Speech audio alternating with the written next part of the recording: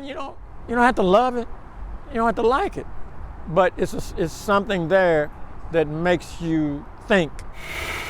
Only on WHAS 11 tonight. Take a look. Abe Lincoln's top hat has been restored to the longtime sculpture of the young Abe Lincoln on Waterfront Park. Well, you may remember Lincoln's top hat was stolen, ripped off its pedestal back in December, and today we were there as a replica hat was put back in place. No one's ever been caught in that vandalism. It made big news. The story went viral on social media when it happened. Now the hat, Lincoln's signature piece of clothing, of course, is heavy bronze. Today, along with senior photojournalist Alyssa Newton, we got a look. It was a good day anyway for sculptor Ed Hamilton, who chose to depict a young Lincoln visiting Louisville. Remember, we turned it.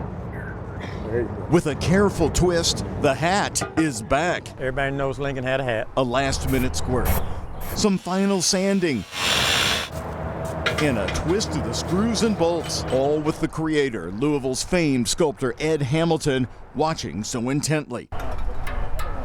Even tapping away on Abe's bronze hand as if to say, everything will be okay. He'll be complete now, because once the hat was gone, I mean, he's kind of incomplete. Abe Lincoln's top hat was stolen back in December, the first case of vandalism since the sculpture was finished 15 years ago at Waterfront Park. We had to start from scratch because we didn't have the mold. The year is 1841. 32-year-old Lincoln was staying at the Farmington Plantation on Bardstown Road, the home of Joshua Speed. He was here for 3 weeks with his friend Joshua Speed's family. He came to Louisville's waterfront where he witnessed slaves boarding riverboats chained together. They were going to be sold down south. Lincoln wrote about the site a couple of times in his life, saying it, quote, tormented him.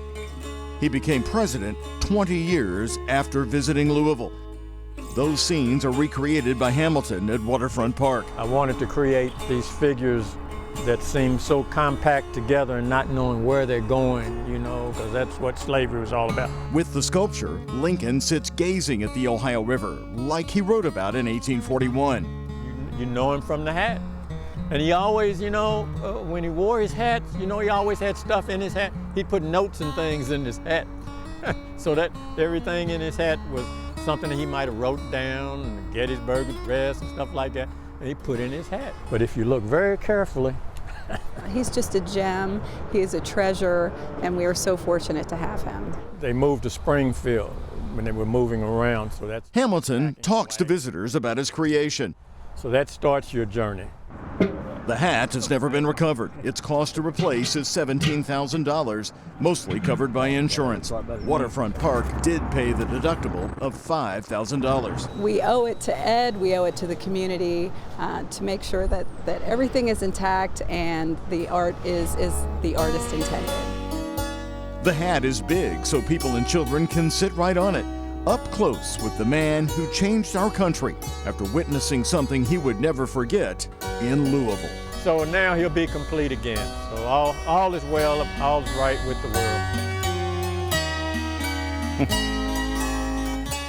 Now, Connie, Deborah Belitsky of Waterfront Park told us they are increasing security down there. Good. There were no cameras back in December on Abe Lincoln's statue. Now that has been corrected. How in the world did they get the hat off to steal it in the first place? It's so heavy. They don't know, and that's what they also improved, because it's very heavy, but it was literally ripped off of those bolts. Okay. And nobody knows what happened to the hat. All right. Well, I'm glad they're going to have cameras up now. And I love what he said about, the Gettysburg Address being in his hat, all the notes. You can see that happening.